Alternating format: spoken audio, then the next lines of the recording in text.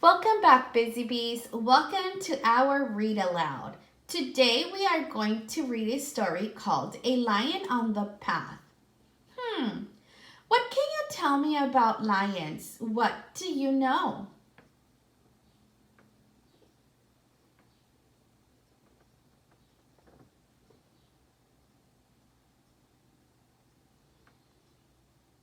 I don't know very much about lions, but I do know that lions are wild animals. I know that they are fierce. I also know that they like to stalk their prey. But most of all, I can see that they are frightening. As I read, I would like you to evaluate the story. Evaluate means you think about how the story makes you feel. When we are finished reading the story, I would like you to think, how did the story make you feel? Did you like the story? Why? Or why didn't you like the story?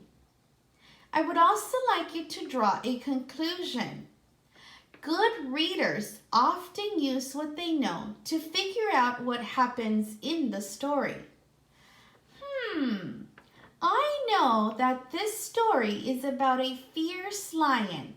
I've never met a lion, but I'll use what I know to help me understand how the people in the story might feel. Let's go ahead and listen to the story. A Lion on the Path, an African Tale. There once lived a man and woman who were farmers in far-off, beautiful Africa.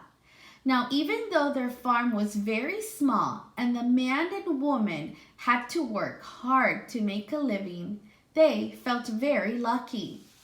They even grew enough extra vegetables to sell in the village on market day. One day, the man and woman were working under the hot sun in their sweet potato field. "What wonderful sweet potatoes we will have to sell on market day," exclaimed the woman. And then she remembered, "Oh my, today is market day. I must hurry or I will miss it altogether." With that, she lifted the basket of potatoes onto her head and ran off. "Be careful, dear," the man called after his wife. "A fierce lion was seen along the path that goes over the mountain. It is safer to take the long way to the village." "You worry too much," laughed the woman. "I promise to be careful though." When she came to the place where the two paths started, the sun was already high in the sky. "If I take the long way, I will surely miss market day," she thought. "Better to take a chance and follow the short path." Back at their sweet potato field, the man became more worried. "My wife promised to be careful," he thought, "but she was in a hurry. I wonder which path she took." Finally, he stopped working, and with his hoe in his hand, he too set off toward the village. When the worried man got to the place where the two paths separate, he saw the woman's footprints on the shorter path, the one near which the fierce lion had been seen.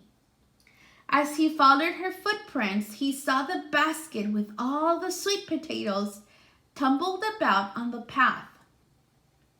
Thinking that the worst had happened, he dropped his hoe and started running. Around the next bend, he stopped when he saw his wife standing beside a large rock, and there, watching her, was a fierce lion with a hungry look in his eyes. "If only I hadn't dropped my hoe along the path, I could chase the lion off," thought the man.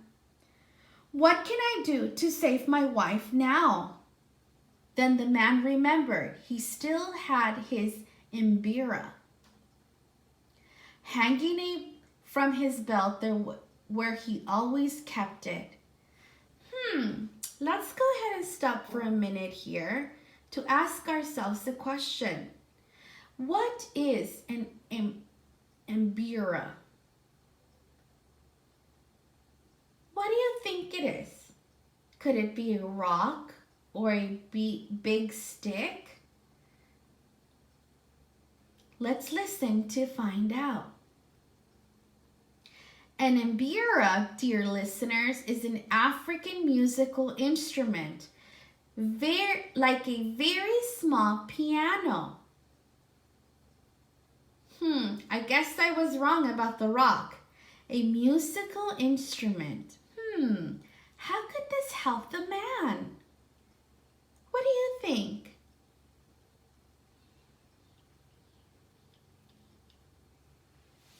The man quickly began to pluck out a tune in the Embera. Ding, bling, ling, bling, it went.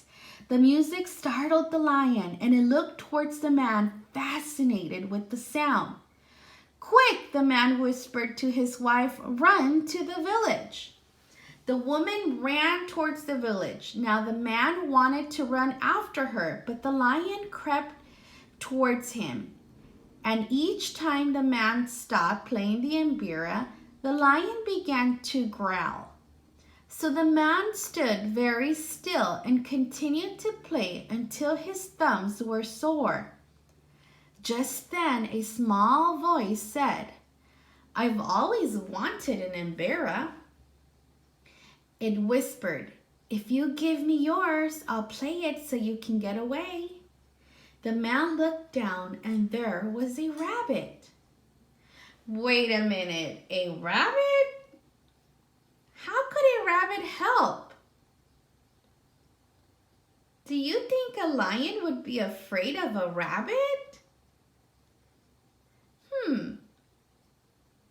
He was surprised but gladly agreed, and still playing, he slowly bent and gave the Embera to the rabbit. As the rabbit played, the lion turned to look at it. So the man quickly made his escape and ran to the safety of his village. Well, now I see it was the music that kept the lion occupied. Meanwhile, the rabbit continued to play. Soon it began to move slowly backwards. The lion crept forward, but the rabbit just kept playing and hopping backwards until plop, it dropped right out of sight down into the little hole where it lived. When the rabbit disappeared, the music stopped, leaving the lion wondering if it had all been a dream. So he walked away humming an Embera tune as he looked for his dinner. If you wanted to tell this story to a friend, how would you draw a picture to tell? Go ahead and think about that. How would you retell this story? Thank you, boys and girls, for listening. Don't forget to like and subscribe. See you later.